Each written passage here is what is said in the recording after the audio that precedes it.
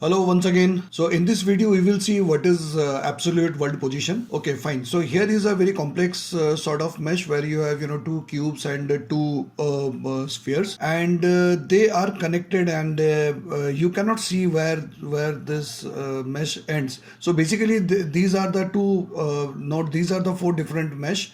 You can see I can separate that, and the texture doesn't changes even for you take it wherever you want to.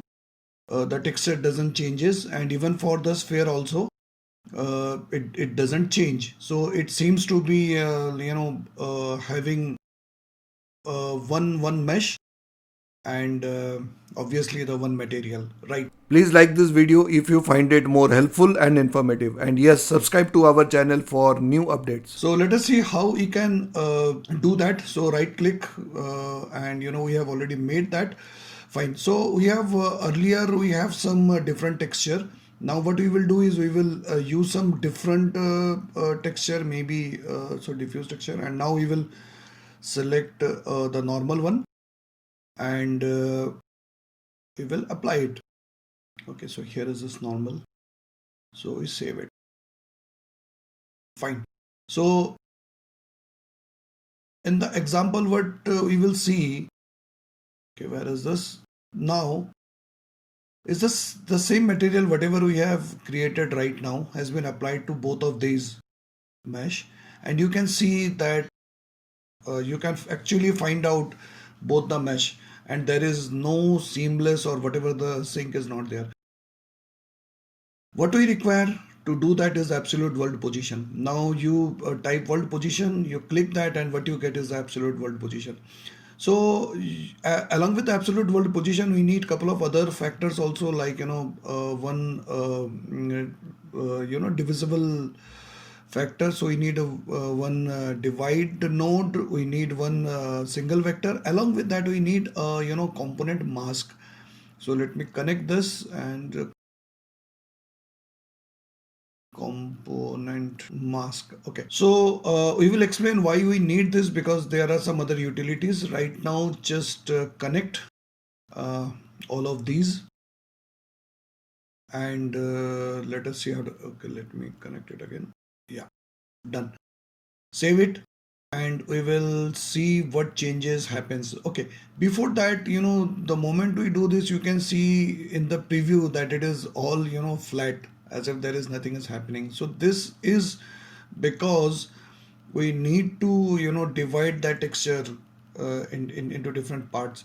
So here the one vector whatever we have added as a reminder to world position, we need to alter that.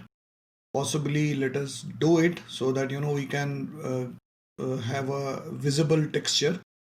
So let me make it say minus.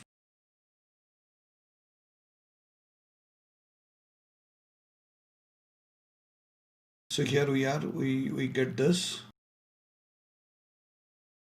Now you see, seamlessly aligned. It seems that it is the one material wherever you take it, in whatever the coordinate you want to take it, x y z, wherever it is, it remains the same. If you see it even more closely, it seamlessly mix up, giving a okay, let me just convert that into maybe a bit smaller. Okay, so now 400, let me try with the 400.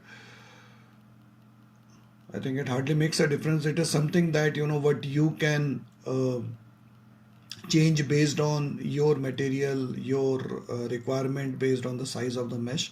So there is nothing fixed. So whatever you feel is appropriate, you can do that. Okay, so here what I'm to say that it seamlessly changes. There is no edge, and there is one more thing. I mean, let us suppose if you move this. So here I'm moving this. You can see the texture also moving. I mean, not texture moving, the texture changes.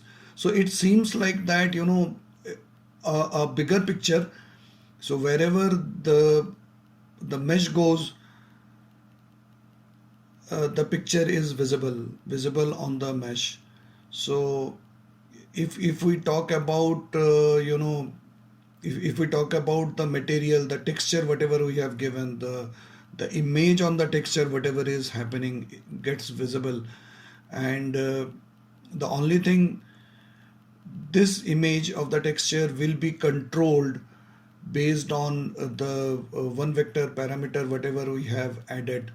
Not we have added, we are making it divisible with the absolute world position.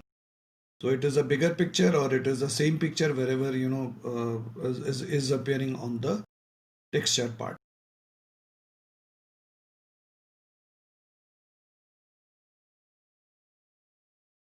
So that's it for this video. Any confusion, please let us know. Thanks a lot.